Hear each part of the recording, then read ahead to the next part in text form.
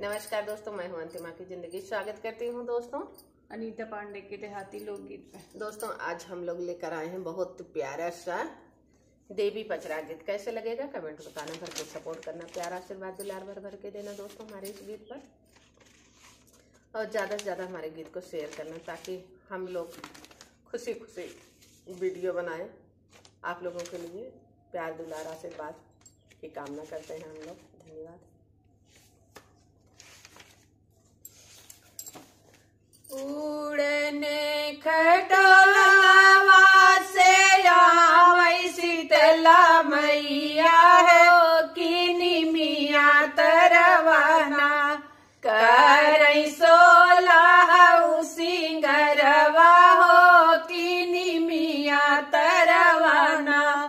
करई सोलह सिंगरवा हो कि निमिया तरवाना घोड़वा चढ़ा लाया वही भैरो भैया हो क्या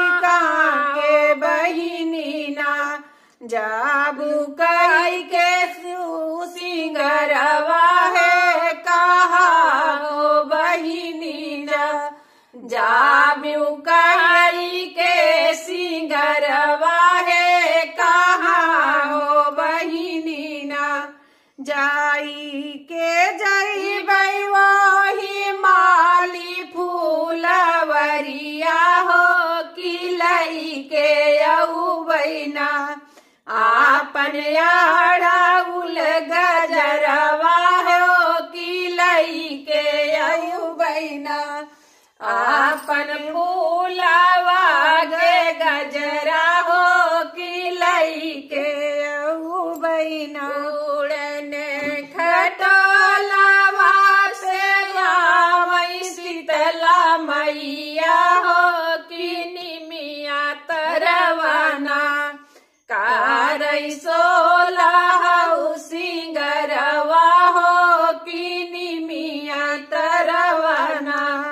बैठई करई सिंगरवा हो कि निमिया तरवाना जाई बैठवा चढ़ा लया घोड़वा चढ़ा लया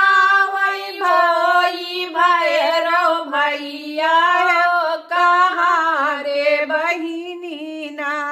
जाबू कई के सिंगरवा है कहाँ रे बहिनी ना जाइबू कई के सिंगरवा है कहाँ हो बहिनी ना जाई के जाई बई वही को हरा दुअरवा है कि लई के अऊ बैना आपन काला शादियनवा हो कि लई के अऊ बैना आपन काला शादियनवा हो कि लई के अऊ बैना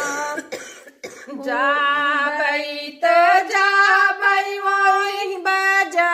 जवा दुकनिया हो कि लई के अऊ बैना आपन सात रंग चुनरिया हो कि लई के अऊ बैना आपन सात रंग चुनरिया हो कि लई के अऊ बैना उड़न खटोलवा से आवै शीतला मैया हो कि निमिया तरवाना करई सोलह सिंगरवा हो कि निमिया तरवाना करई सोलह सिंगरवा हो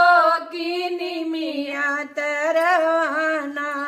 जाबई त जाबई पाट है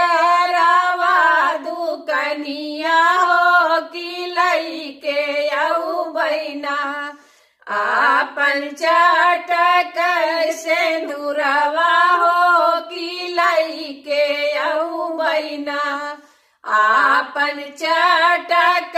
से धुरावा हो कि लईके बहिना उड़न खटोलावा से आवै शीतला मैया हो कि उतारी पारैना ओहिनी मिया चढ़ैया है उतार पारैना। बोलो शीतला मैया की जय। दोस्तों हमारा ये गीत कैसे लगा कमेंट बताना, भरपूर सपोर्ट करना, प्यार आशीर्वाद दुलार भर भर के देना दोस्तों।